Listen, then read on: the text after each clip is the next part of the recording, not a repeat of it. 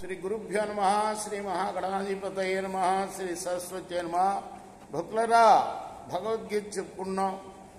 సత్సంగంలో భాగంగా నిన్నటి వరకు మనం ఒక అధ్యాయం పూర్తి చేసి రెండవ అధ్యాయం కూడా పూర్తి చేసామా లేదా? రెండవ అధ్యాయంలోని 51వ శ్లోకం వరకు చెప్పుకున్నాం. 52 నుండి కొనసాగించే ముందు గీతమ్మని ప్రార్థన చేసుకుందాం. పార్థాయ ప్రతిబోధితాం భగవతా నారాయణేన స్వయం వ్యాసేన గ్రథితం పురాణమునినా మధ్యే మహాభారతం అద్వైతామృతవర్షిణీం భగవతీం అష్టాదశాధ్యాయినీం అంబా త్వాం అనుసందదామి భగవద్గీతే భగవద్వేషిణీం. ఏషాం త్వత్తగతం పాపం జనానాం పుణ్యకర్మణాం తే ద్వంద్వమోహ నిర్ముక్త భజంతే మాం దృఢవ్రత.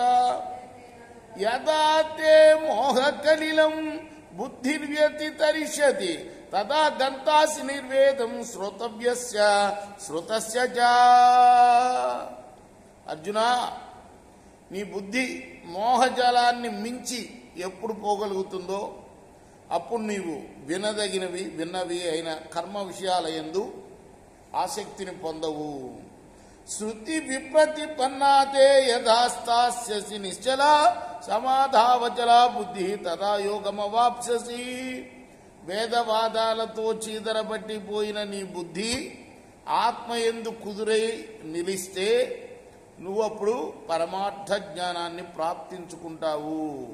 రేపు మనం 54వ శ్లోకం నుండి కొనసాగిద్దాం. కృష్ణార్పణమస్తు.